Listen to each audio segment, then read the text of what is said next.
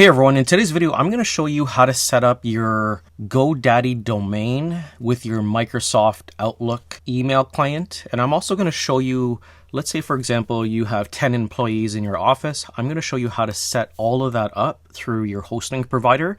And it's very similar across all of the hosting providers that you use. They either use a cPanel or some kind of hosting tool, but the concept is very similar no matter what hosting provider you use where you host your website. So the first thing I'm going to do is come over to Godaddy, and underneath Godaddy, you could come over to my account. And what I like to do is just come over to domains. So now what I want to do, let's say I have example xyz.com and I want to have, Ron at xyz.com as my email in Microsoft Outlook. This is how I start. So I'm going to come over to domains and I'm going to use this domain, for example, .com, and I'm going to click on it. And the first thing I want to do is click on DNS, and pretty much GoDaddy is hosting the domain that you bought. But what you want to do is you want to point your domain name to your hosting website provider. So by doing this, you want to change your name servers. And at the bottom here, it says manage your DNS here, changing your name servers.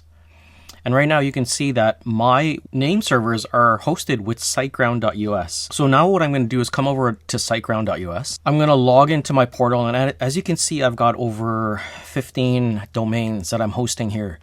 And you don't necessarily need a website to have your email working. You could have, a standard WordPress website, or you could even just have nothing at all. You could just be using the domain name as a place to kind of host emails to get, the basic emails from your Microsoft Outlook to send and receive.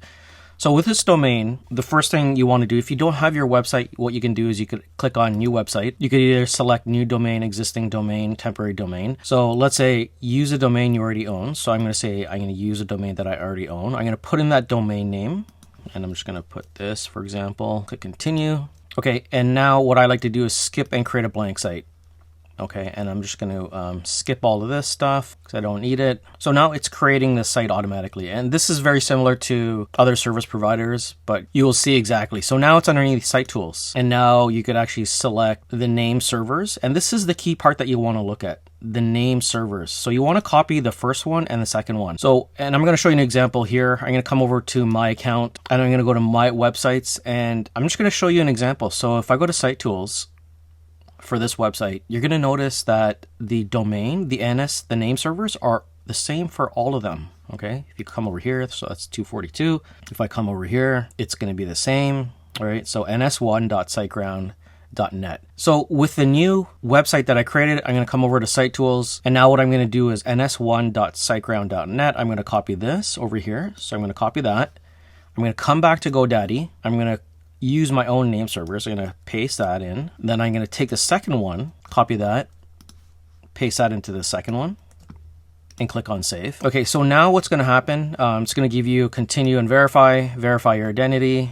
So you just put that all in, and usually it takes about 24 to 48 hours for this to happen. So once your DNS records are entered, now what you want to do is you want to come over to email accounts. So now you want to come over to email accounts, and now let's say for example, and now what you want to do is you want to generate your account name. So it's going to be Ron at your domain or your name at your domain, and you put in your password. Okay, and this is the important part. Okay, so it'll be Ron at your domain with a password. Okay, you want to make sure that you copy this password. Okay, and then you click on create. And now what you want to do, you want to click on back. You want to create the next one for your next employee, and do this for however many employees you have. And it could be all separate passwords, because you're going to give those passwords to your employees, or you're going to set them up on their PCs manually themselves or their iPhone themselves.